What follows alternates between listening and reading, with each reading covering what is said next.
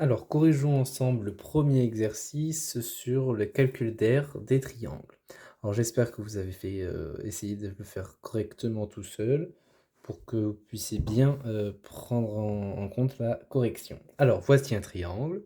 On nous demande de mesurer les données nécessaires. Alors, on ne va pas tout mesurer, hein, juste ce dont on a besoin.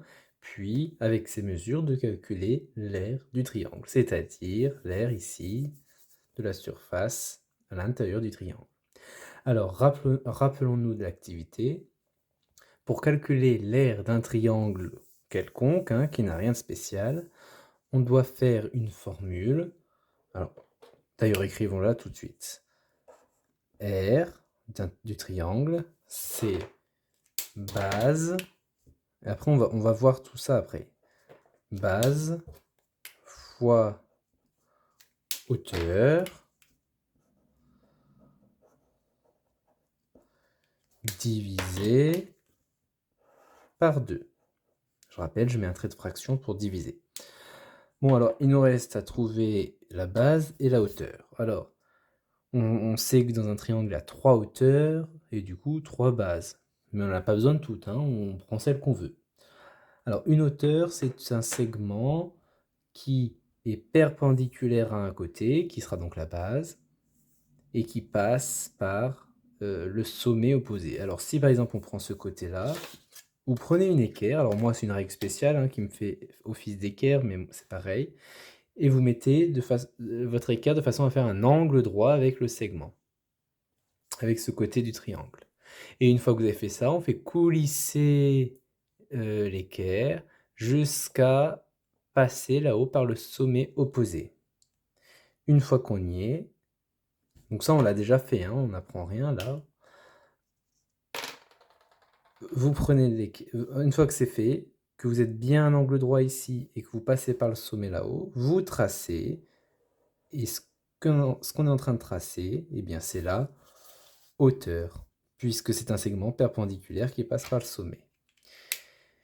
Et il reste à mesurer cette hauteur, donc si on mesure, on trouve 4,3 cm. Donc je le mets en rouge pour dire que c'est la hauteur là-bas. Bon, alors maintenant, il faut prendre la base, mais pas n'importe quelle base. Il faut prendre la base qui correspond à la hauteur qu'on a tracée. Donc, c'est-à-dire, en fait, ce côté du triangle. Et si on mesure ce côté, on trouve 7,6 cm. Alors, n'hésitez pas à faire pause hein, une fois que la vidéo vous a débloqué pour finir tout seul, puis ensuite vous corriger. C'est comme ça qu'on apprend, hein. Sinon ça ne rentre pas. Eh bien alors allons-y, maintenant qu'on a tout ce qu'il nous faut, on continue, égale, la base c'est 7,6 cm, donc 7,6, fois la hauteur, 4,3 cm, divisé par 2, parce que c'est la formule. Donc 7,6 fois 4,3, ça fait 32,68, hein, là vous pouvez prendre la calculatrice, sur 2. Alors, on va quand même rappeler que 32,68 sur 2, c'est pareil que 32,68 divisé par 2. Et à la calculatrice ou de tête, on trouve 16,34. Quelle est l'unité ici? Eh bien, c'est une unité d'air, et comme on a utilisé des centimètres et des centimètres, on a des centimètres carrés avec le petit 2 en haut. Bon bah voilà, nous avons fini. 16,34 cm².